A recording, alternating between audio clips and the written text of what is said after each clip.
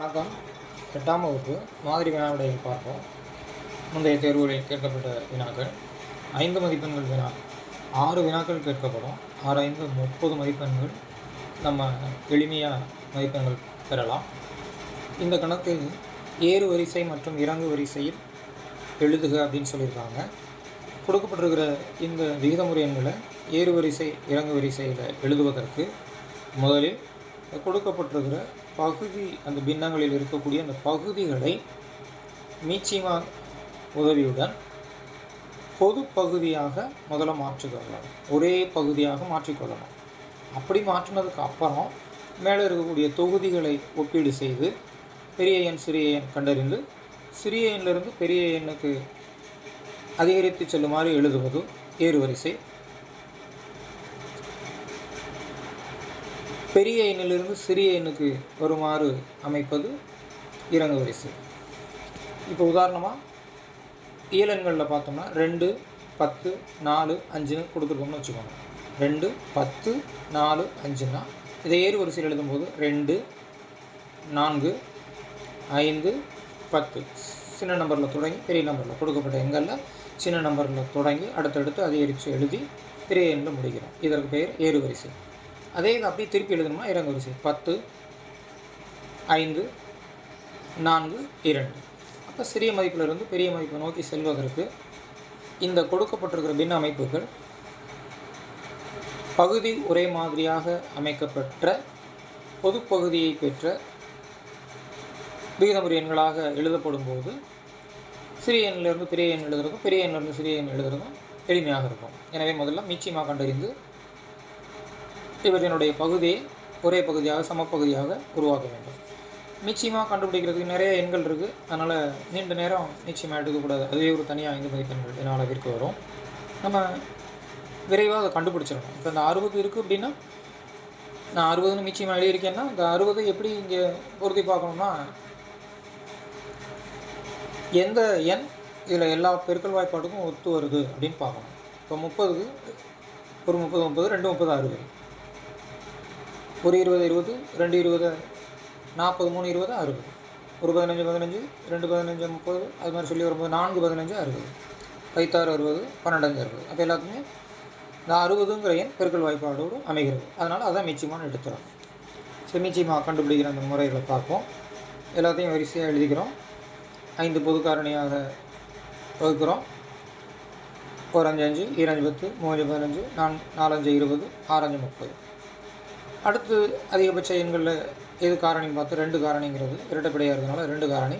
இந்த 1 அப்படியே எழுதிக்கிறோம். 1 2, 3 வகுக்க முடியாது, அப்படியே எழுதிக்கிறோம். 2 4, 3 2 6.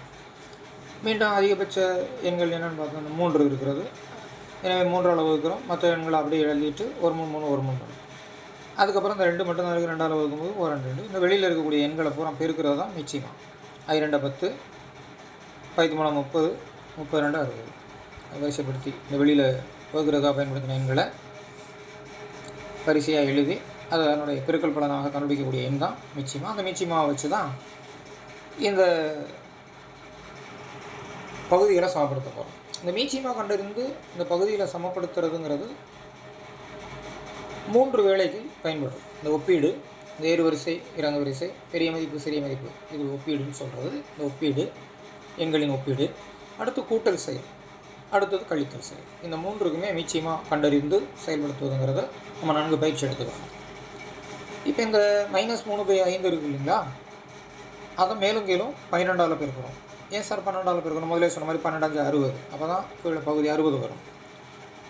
மேலே மட்டும் பெருக்கக்கூடாது, கீழே மட்டும் பெருக்கக்கூடாது, மேலேயும் பெருக்கணும் கீழேயும் பெருக்கணும். அப்போ தான் அந்த மதிப்பு மாறாமல் இருக்கும். அப்போ -3/5 மேலேயும் கீழேயும் 12ஆல் பெருக்கும்போது 12 3 36, -36 மைனஸ் இருந்ததுனால 12 5 60. அப்போ இந்த -3/5 அப்படிங்கிற இந்த விகிதமுறை எண் -36/60 அப்படின்னு இப்போ உருவாகிருக்கிறது. இது ரெண்டும் ஒரே அளவு தான். மீச்சிமா எடுக்கிறதுனால இது கொஞ்சம் பெரிதான மாதிரி தெரியும், ஆனால் மதிப்பில் பெரிதாகலை. வடிவத்தில் என்ன ஆயிரும்? பெரிதாயிரும். நமக்கு ஒப்பீட்டுக்கு பகுதி அனைத்தும் 60 ஆகணுங்கிறதுக்காக 12ஆல் பெருக்கணும். இந்த இடத்துல எதால் பெருக்கினா 60 வருமோ அந்த எண்ணை கண்டுபிடிச்சி பெருக்கிருக்கோம். அடுத்து -7/10, 5 6 60. அதனால் மேலும் கீழும் 6ஆல் பெருக்கிறோம்.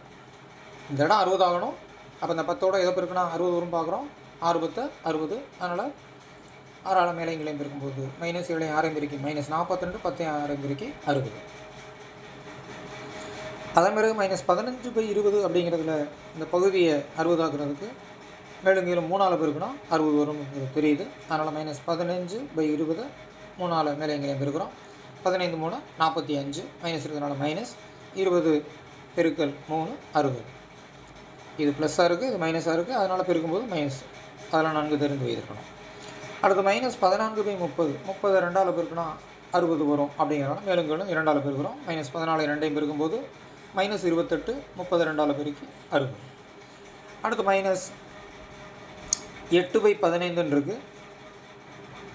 4ஆல் பெருக்கினா பகுதி 60ஆக வரும் அப்படிங்கிறதுனால மேலே கீழையும் என்ன பண்ணுறோம் 4ஆல் பெருக்கிறோம். அப்போ என்னாங்க 32 பையில் 15 60 -32/60.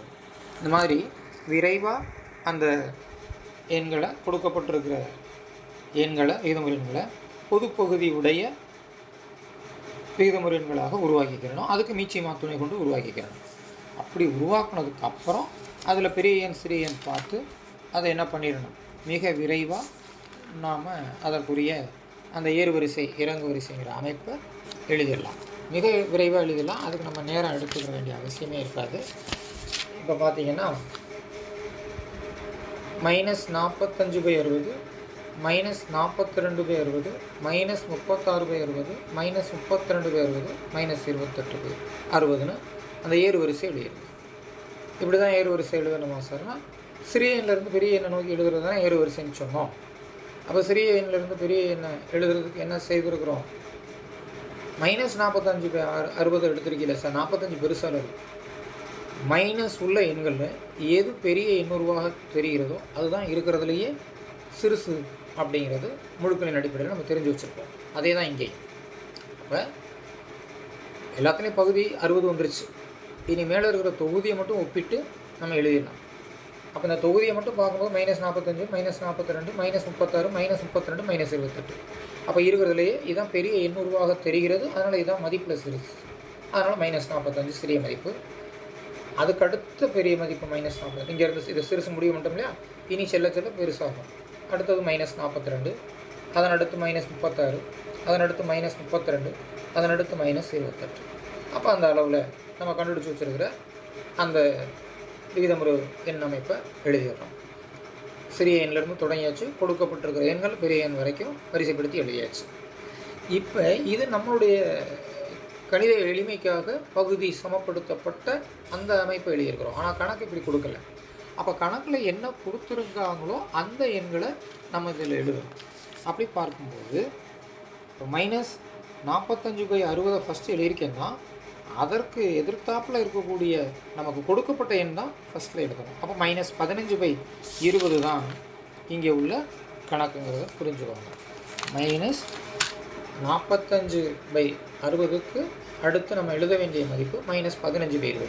அதே மாதிரி ஒவ்வொரு எண்ணுக்கும் கொடுக்கப்பட்டிருந்த கணக்கு -42/60க்காக கணக்கில் கொடுக்கப்பட்டிருந்தது -7/10, -36/60க்காக கணக்கில் கொடுக்கப்பட்டிருந்தது -3/5, -32/60க்காக கணக்கில் கொடுக்கப்பட்டிருந்தது -8/15, -28/60க்காக கொடுக்கப்பட்டிருந்தது -14/30 அப்படின்னு அந்த கொடுக்கப்பட்ட எண் வரிசையை ஏறு வரிசை எழுதிடலாம். சரி, ஏறு வரிசை எழுதியாச்சுல, அப்படியே கடைசியிலேருந்து திருப்பி எழுதிட்டோம்னா இறங்கு வரிசை கிடச்சிடும். இது சிறியதுலேருந்து பெரியது போயிருக்கோம். அப்போ பெரியதுலேருந்து சிறியதை நோக்கி வரணும். அப்போ -14/30, -8/15, -3/5, -7/10, கடைசியில் -15/20 அப்படின்னு இந்த எண்களை மாற்றி வரிசை இடவளம் மாற்றி எழுதிட்டோம்னா அது இறங்கு வரிசையை கொடுக்குறோம். கொஞ்சம் கூடுதலான நேரம் எடுத்து நான் சொல்லியிருந்தாலும் கூட இதை முறையாக நீங்கள் பயிற்சி எடுத்துட்டிங்கன்னா எவ்வளோ பெரிய கணக்காக இருந்தாலும் விரைவாக செய்திடலாம். அதிகபட்சம் இதுக்கு ஒரு 3 அல்லது 4 நிமிடங்கள் போகும். இந்த டயத்தை நாம் உங்களுக்கு எக்ஸ்பிளைன் பண்ணுறதுக்காக இவ்வளோ நேரம் எடுத்துக்கிட்டோம். அப்போ தான் நன்கு புரிய வைக்க முடியும் அப்படிங்கிறதுக்காக. ஆனால் கணக்கு செய்யும்போது பயிற்சி நல்லா எடுத்ததுக்கப்புறம் கணக்கு செய்யும்போது அவ்வளவு நேரம் தேவைப்படாது. மிக எளிமையாக செய்திடக்கூடிய ஒரு கணக்கு தான். இதில் மீச்சியமாக எடுக்கிறது விரைந்து எடுக்க தெரியணும். அந்த மீச்சிமாவை பயன்படுத்தி அந்த எண்ணை பயன்படுத்தி அந்த எண்களை பொது பகுதி உள்ள எண்களாக அமைப்பதற்கு சற்று நேரம் எடுத்துக்கொள்ளணும். அவ்வளவுதான். அதன் பிறகு ஏறு வரிசை இறங்கு வரிசை மிக விரைவாக எழுதிடலாம். புரிதலோடு இந்த கணக்கை முயற்சி பண்ணுங்கள். வாழ்த்துக்கள்.